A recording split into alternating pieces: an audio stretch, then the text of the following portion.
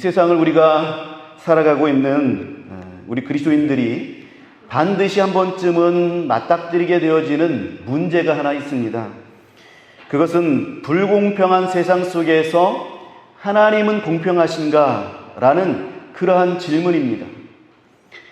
이 세상은 불공평한 세상이지요. 착하게만 살아서는 손해를 보는 그러한 세상입니다. 옳고 그름의 보편적인 가치가 사실상 사라져서 각기 제갈 길로 가고 각기 옳은 소견대로 행하는 그러한 세상이 이 세상입니다. 그래서 때로는 이 세상을 살아가면서 우리는 남의 등을 쳐서 먹고 사는 그런 사람들을 보게 되지요. 그들에게는 그렇게 사는 것이 옳은 거예요. 이 치열한 세상 가운데서 살아가는 그들의 방식이다. 그래서 나는 지혜롭게 살아간다. 그렇게 생각하고 있지요. 회사 돈을 이용해서 착복하기도 하고 또 권력을 이용해서 다른 사람의 것들을 빼앗기도 합니다.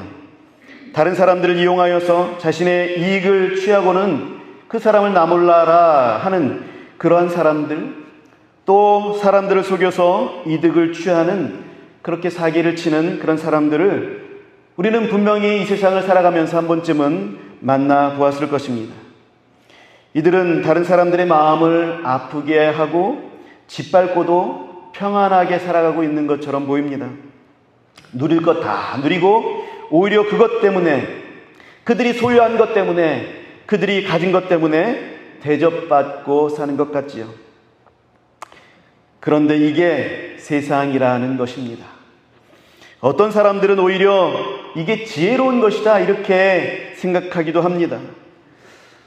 얼마 전에는 제가 아는 선배 목사님으로부터 이런 얘기를 들었습니다. 이 목사님이 교회가 상가 건물에 있는데요. 이 목사님이 상가 회장의 역할을 맡았다고 합니다. 그런데 이 상가의 약점을 잡고 헐값에 인수하려고 하는 사람들의 아주 조직적인 그런 소송으로 인해서 3, 4년 동안의 법적인 싸움을 치열하게 했다고 합니다. 만약에 이것을 빼앗기게 되면 상가 사람들은 엄청난 손해를 보고 그냥 길거리에 쫓겨나게 되는 것이죠. 조직적으로 소송을 건 사람들의 눈에는 손해를 보고 쫓겨나게 될 사람들은 눈에 보이지 않습니다. 눈에 들어오지도 않습니다. 오로지 상가를 값싸게 인수할 욕심만 있는 것이죠. 무고하게 증거를 조작하기도 하고 또 상가 사람들이 잘 몰라서 지나쳐버린 것들을 악용하기도 했습니다. 결국에는 목사님이 이겨서 상가분들에게 이 목사님이 굉장히 존경스러운 그런 분으로 그렇게 결론이 나게 되어서 오히려 참 감사하게 되었습니다. 그런데 이 목사님은 이 3, 4년 동안의 치열한 소송의 싸움 속에서 세상의 무서움을 다 겪었다라고 그렇게 말씀하시는 것을 들었습니다. 무고죄로 고소해라 라고 얘기하는 형사들의 이야기도 들었지만 그들과 똑같아질 것 때문에 그렇게 하지 않았다라고 하셨습니다. 그렇지만 이 세상에서는 이런 싸움에서 지는 경우들이 참 허다하지요. 그럼 그런 사람들은 그것으로 이익을 보게 되어지고 또 억울하게 손해보는 사람들이 생기게 되어지는 것입니다. 법이 보호해주지 못하는 약한 사람들이 있고 또 법이 보호해주는 힘있고 악한 사람들이 이 세상에는 존재하게 되지요. 여러분, 악인들이 득세하는 세상에서 악인들의 형통함을 보면 여러분들은 어떤 생각들이 들게 됩니까? 화가 나지요. 분노가 치밀지요. 그러다가 그들의 힘이 막강한 것을 보게 되고는 절망도 하게 되는 것입니다. 우리 그리스도인들은 불공평한 세상 속에서 하나님은 공평하신가? 라는 이 질문 앞에서 우리는 어떠한 결론을 내리고 살아야 할까요? 오늘 본문에서 하나님께서는 이 질문에 대해서 우리에게 분명한 가르침을 주시고 계십니다. 오늘 본문은 세상은 불공평하나 우리의 하나님은 공평하시다라고 분명하게 말씀하고 계십니다. 우리가 오늘 본문을 깊이 들어가기 전에 이 시편 37편에 대해서 알아야 할 것이 있는데요. 이 시편 37편의 말씀은 답관체라라고 하는 형식으로 쓰여졌어요.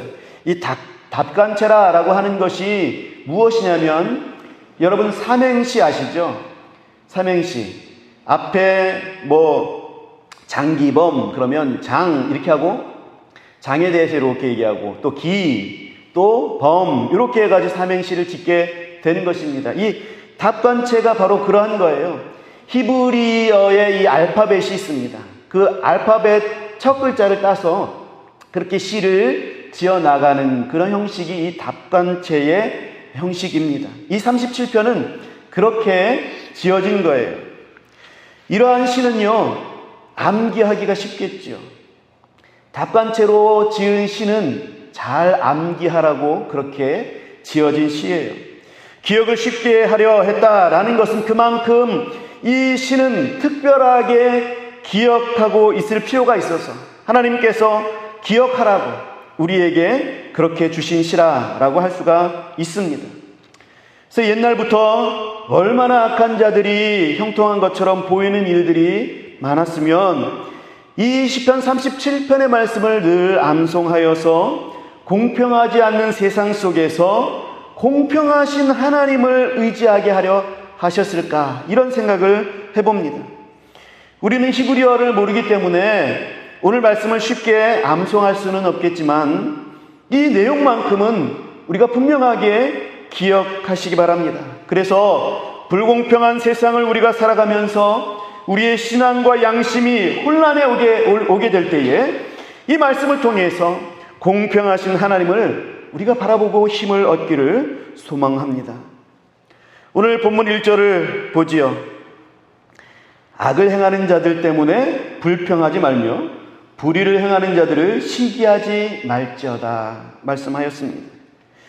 여러분, 이 불평하다라는 단어와 시기하다라는 단어가 의미하는 것을 우리는 잘 봐야 합니다. 불평하다라는 이 단어는, 이 히브리어의 뜻은요, 분노하다, 화를 내다라는 의미가 있습니다. 그리고 뒤에 나오는 이 시기하다라는 것은 부러워하여서 시기하다라는 그런 의미가 있어요. 그래서 이 불평하다라는 단어와 이 시기하다라는 단어가 대꾸를 이루면서 분노하는 이유, 또 불평하는 이유, 시기하는 이유는 사실상 부러워하기 때문이다 라는 그런 의미를 여기에 담고 있습니다. 화를 내면서도 그들은 부러워하는 거예요. 여러분, 예수님의 제자 중에서 야고보와 요한이 예수님께 청탁한 내용을 여러분 기억하십니까? 자기들을 주의 우편에, 그리고 주의 좌편에 앉게 해달라고 이들이 직접 예수님을 찾아가서 청탁을 내렸었어요. 이럴 때 그것을 제자들이 듣고 어떻게 했습니까? 무척이나 화를 냈지요. 이들의 불의에 대해서 화를 냈을까요? 그렇기보다는 자기들도 높아지고 싶은데 꾹 참고 있었는데 이것들이 감히 먼저 예수님께 가서 예수님께 청탁을 해버린 거예요. 시기한 것이지요. 시기하여서 분노한 것입니다. 이러한 시기하여서 분노한 제자들에게 천국은 높아지는 자의 것이 아니라 자신을 낮추는 것이다, 섬기는 자의 것들이다, 섬기는 자가 오히려 높아질 것이다, 예수님께서는 말씀하신 것이죠. 분노의 마음에는 부러워하는 마음들, 시기하는 마음들, 그 심리가 들어있는 것입니다. 그래서 잠언 24장 19절에 보면 너는 행악자들로 말미암아 분을 품지 말며 악인의 형통함을 부러워하지 말라, 이렇게 말씀하고 있는 것이죠. 악을 부러워하는 것이 우리의 불평의 이유인 것입니다. 우리가 분노하는 이유고 그들을 시기하는 이유입니다. 그리고 우리가 분노하고 시기하는 또 다른 이유를 말씀해주고 있는데요, 그것은 결국 하나님을 우리가 의지하지 않기 때문에, 의뢰하지 않기 때문이다 라고 말씀하고 있습니다. 3절을 보게 되면요, 여호와를 의뢰하고 선을 행하라, 땅에 머무는 동안 그의 성실을 먹을거리로 삼을지어다 말씀하고 있지요.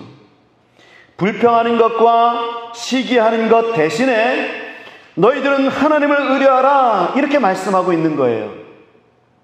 그러니 우리가 이 말씀을 반대로 생각하면 불평하고 시기하는 것은 결국 하나님을 의뢰하는 것이 아니다 라고 말씀하는 것이 되는 것입니다. 불평하고 시기하지 말라, 너희는 여호와를 의뢰하라, 그렇게 말씀하셨으니 여호와를 의뢰하는 자는 불평하고 시기하지 않습니다. 반대로 시기하고 불평하는 자들은 여호와를 의뢰하지 않는 것이 되는 것이지요. 7절과 8절도 우리 함께 읽어보도록 하겠습니다. 우리 같이 한번 읽어보지요. 여호와 앞에 잠잠하고 참고 기다리라. 자기 길이 형통하며 악한 꾀를 이루는 자 때문에 불평하지 말지어다. 분을 그치고 노를 버리며 불평하지 말라. 오히려 악을 만들 뿐이라. 아멘. 우리가 분노하고 시기하는 것은 그들의 형통함을 부러워하는 것입니다. 그리고 이 분노는 결국 하나님에 대한 분노로 귀결되어지는 거예요. 나는 하나님의 뜻대로 살려고 손해도 불사하는데 너희는 악하게 행하고도 형통해? 이건 불공평하잖아. 이 세상은 불공평하잖아. 불공평한 세상이잖아. 하나님은 도대체 뭐 하시는 거야? 하나님께로 불똥이 튀는 거예요.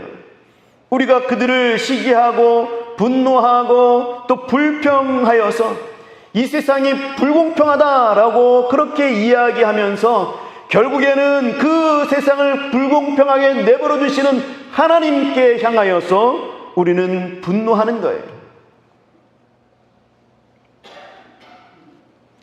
결국 하나님의 공평하심을 의심하고 하나님을 의뢰하지 않는 것이지요. 그러다가 하나님이 안 해주시니, 공평하게 안 해주시니 내가 하겠다라고 하는 거예요. 하나님께서 심판하지 아니하시니 내가 심판하겠다라고 하는 것입니다. 이러한 분노가 오히려 하나님을 대적하여서 악을 만들게 되는 거예요. 불을 그치고 노를 버려서 불평하지 말라, 오히려 악을 만들 뿐이다 라고 말씀하시는 것은 우리가 함부로 하나님을 대적하여서 참고 기다리지 아니하고 어리석게 그것을 행하여 나갔을 때, 내가 심판하겠다라고 했을 때 그것이 도리어 악을 만드는 것입니다. 우리가 잠잠하여 참고 기다리는 것이 어쩌면 어리석은 것처럼 보일 수도 있습니다. 비굴해 보일 수도 있지요. 또 우유부단해 보일 수도 있을 것입니다. 그러나 사랑하는 성도 여러분, 이러한 불공평한 상황 앞에서 우리가 있게 될 때에 분노하지 말고 여호와 앞에서 잠잠하라, 하나님은 분명하게 우리에게 말씀하고 계십니다. 참으라 말씀하십니다. 기다리라 말씀하고 계십니다. 네가 하지 마라, 내가 할 것이다. 우리 하나님께서 우리에게 그렇게 말씀해 주시는 거예요. 여러분, 이런 불공평해 보이는 상황이 세상에서만 있겠습니까? 교회 안에도 있겠지요. 교회도 사람 사는 세상이기 때문에 교회 안에도 있습니다. 저는 총회나 노예들에서 큰 분란이 일어나는 경우들을 가끔 보게 됩니다. 물론 불의하다 여겨지는 것들에 대해서 분노하여서 일어난 그러한 일들이겠지만, 안타까운 것은 자기가 해결하다 보니까, 내가 해결해야 한다라고 그렇게 생각하다 보니까 거기에서 하나님께서 일하시지 않는 모습을 보게 되는 거예요. 사람이 일하다 보니 거기에 사랑이 없는 것을 보게 되는 것입니다. 그래서 정말로 큰 일들이 있어서 세상 사람들도 다 알게 되어지는 그런 경우들도 많이 보게 됩니다.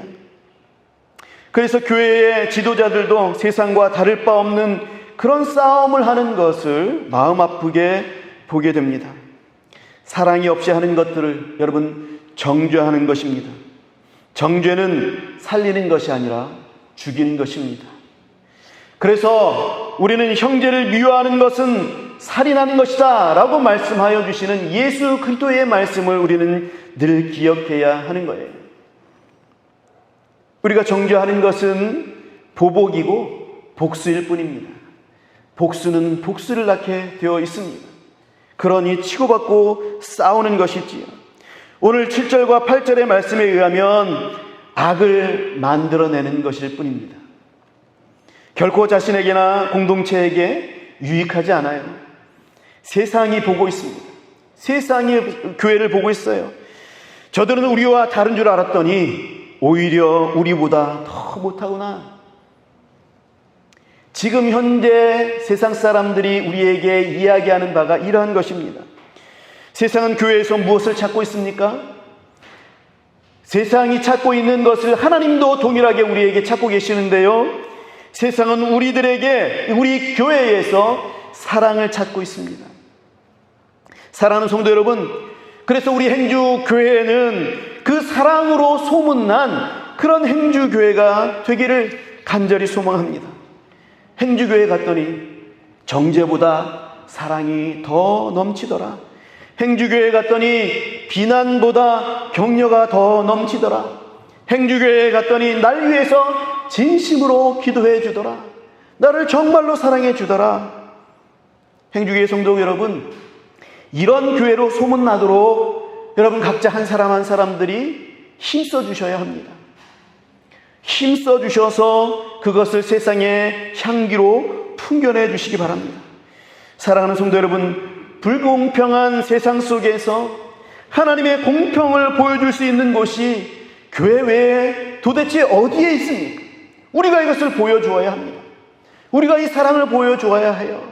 사랑으로 하나님께서는 공평을 보여주시고, 약한 자들을 사랑하여 주시고, 가난한 자들을 사랑하여 주시고, 연약하여서 정말로 외로운 자들을 하나님께서 품어주시고 사랑하시는 곳, 그것이 바로 교회다라는 것을 보여주어야 하는 것입니다. 그것이 우리 행주교회가 세상에 해야 할 일들입니다. 여러분, 이렇게 하려면 우리가 하나님을 의뢰해야 하는 것이죠. 믿어야 하는 것이지요. 하나님이 해결해 주시지 않는다라고 생각하는 것이니까, 그렇게 생각되어지니까 내가 행동을 하게 되어지는 거예요. 내가 나서게 되어지는 것입니다. 내가 행동해서 오히려 더 악을 양산해 내는 것입니다. 하나님께 맡겨야 합니다. 5절과 6절 우리 같이 읽어보도록 하겠습니다. 5절과 6절입니다. 시작. 내 길을 여호와께 맡기라. 그를 의지하면 그가 이루시고 내 의를 빛같이 나타내시며 내 공의를 정오의 빛같이 하시리로다. 아멘. 아멘. 약속하여 주셨습니다. 하나님께서 이렇게 약속하여 주셨는데 우리가 이것을 믿고 의지해야 하지요. 우리는 이 말씀을 내가 세운 계획을 이루려면 하나님께 기도하고 맡기라 라는 말씀으로 주로 그렇게 사용합니다. 어느 정도 이것은 맞는 그런 부분들이 있지만, 이 말씀의 원래 의미는, 본문의 의미는 악인에 대한 심판은 하나님께 맡기고 너는 하나님을 의지하여서 하나님께서 너에게 맡긴 일을 묵묵하게 그대로 행해라, 이러한 말씀을 하는 거예요. 여호와께 맡겨라. 그러면 하나님께서 그것을 이루어 주실 것이다. 심판할 것은 하나님께 맡겨라. 네가 하나님께 그것을 맡기고 너는 묵묵하게 하나님께서 네게 맡겨주신 그 사명들을 감당할 때에 하나님께서 이룰 것이다. 너는 악인처럼 그렇게 살지 말고, 악인을 대적하여서 그들에게 복수하는 삶을 살지 말고, 너희들은 하나님께서 말씀하여 주신 의로운 삶을 그대로 살아라. 그러면 그 의가 하나님 앞에서, 사람들 앞에서, 세상 앞에서 드러나게 될 것이다. 나타내실 것이다. 정화의 빛같이 하나님께서는 밝혀주실 것이다. 말씀하고 계시는 것입니다. 그렇다면 이 세상의 죄에 대해서, 죄가 이 세상에 이렇게 관연한데 교회는 가만히 있어야 하는 것입니까? 우리가 그렇게 물을 수 있지요.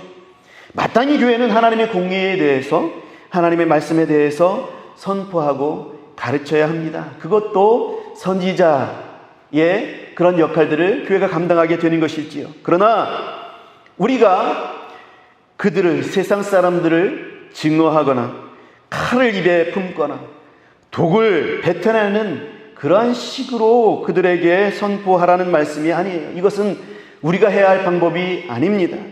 이것은 우리가 그들을 심판하려는 것이지요. 심판은 하나님이 하시는 거예요. 심판은 하나님께 맡겨드리는 거예요. 여호와를 의뢰하라는 것은 심판을 하나님께 맡기라라는 거예요.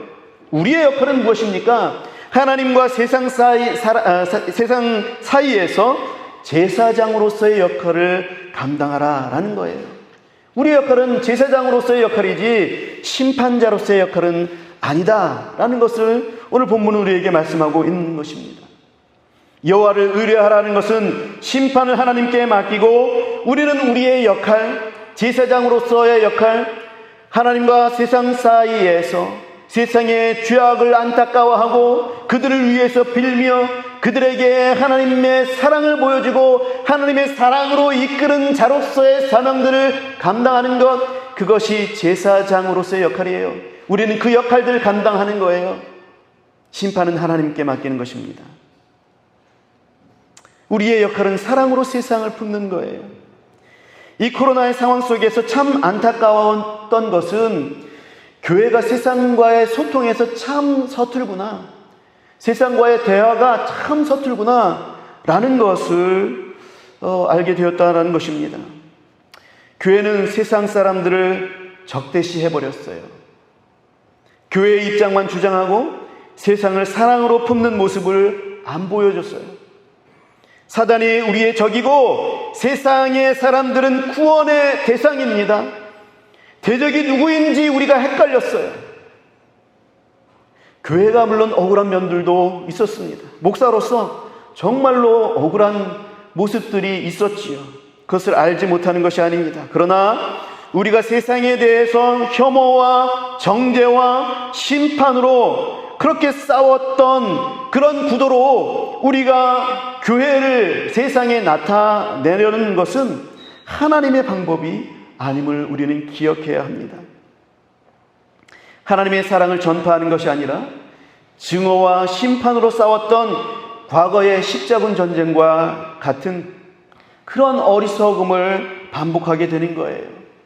십자군 전쟁은 하나님의 나라를 통하여서 이 이방인 나라를 공격하고 그들을 하나님의 복음으로 무력으로 정복해 나간다라는 그런 명목하에서 증오와 그런 질투와 시기 그리고 참으로 악한 모습들을 보여주었던 참 기독교 그런 역사에 있어서 참 뼈아픈 그러한 일들입니다. 그러한 것들과 똑같은 일들을 우리는 해서는 안 되는 것이지요. 하나님의 사랑을 전파하는 것, 그것이 교회의 목적입니다. 보복은 보복을 낳게 되어 있습니다. 그리고 이것은 하나님을 의지하고 하나님을 의지하는 것이 아닌 것이죠. 오늘 말씀을 통해서 봤을 때는 분명히 그렇습니다. 우리는 하나님을 의뢰해야 합니다. 심판을 하나님께 맡기고 우리는 우리가 해야 할 역할들을 묵묵하게 해나가야 하는 것입니다. 사랑하는 성도 여러분, 하나님을 의뢰한다는 것은 하나님께서 악을 심판하시는 것을 믿는 거예요. 2절을 보게 되어지면 그들은 풀과 같이 속히 배임을 당할 것이며 푸른 채소같이 쇠잔할 것이미로다 말씀하고 있습니다. 9절의 말씀에서도 진실로 악을 행하는 자들은 끊어질 것이나 여호와를 소망하는 자들은 땅을 차지하리로다 약속하시고 계십니다. 10절의 말씀에서도 잠시 후에 악인이 없어지리니 네가 그것을 자세히 살필지라도 없으리라 말씀하고 계시지요. 사랑하는 성도 여러분, 하나님의 공의를 믿으시기 바랍니다. 하나님의 심판을 의뢰하시기 바랍니다. 이 말씀을 믿지 못하고 내가 심판하고 내가 정죄하게 되어지면 결국 양산하게 되어지는 것은 악입니다. 내가 오히려 다른 사람들과 그 사람들과 똑같은 그런 사람들이 되어진다라는 거예요. 그 악의 열매들이 오히려 나를 괴롭히고 내가 속한 공동체를 괴롭히게 될 뿐입니다. 그러므로 사랑하는 성도 여러분, 우리가 기억해야 할 또 한 가지가 있는데 그것은 여호와께 의뢰하는 자에게 주시는 형통함이다라는 것을 기억하시기 바랍니다.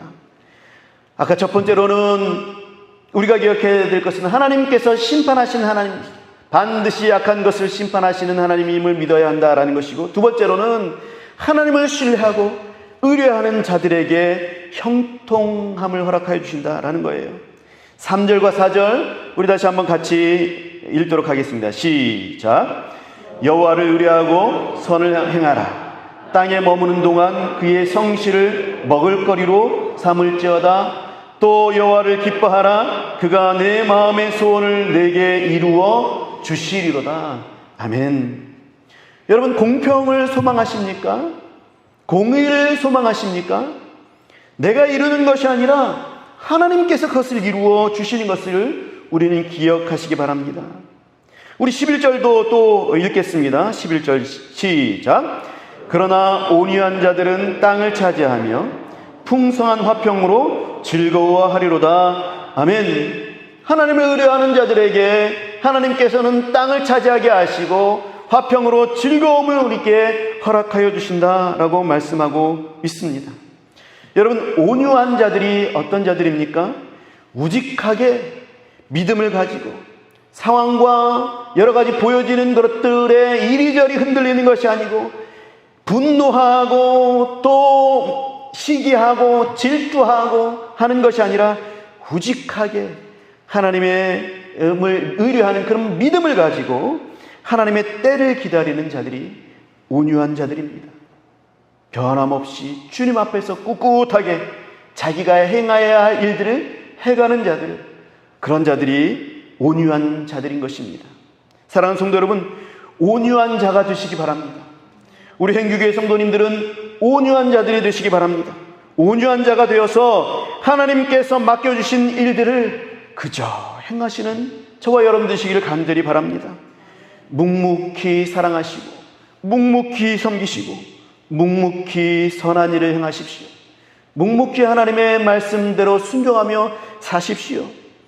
그럴 때에 오늘 말씀처럼 땅을 차지하게 될 것입니다. 땅을 차지한다라는 말씀은요, 적을 정복한다라는 거예요. 적을 정복한다라는 것은 무엇입니까? 이스라엘 백성들이 그토록 가나안 땅을 차지하려고 했었죠. 그 목적을 이루게 하신다라는 거예요. 하나님의 나라, 하나님께서 맡겨주신 풍성함을 우리에게 허락하여 주신다.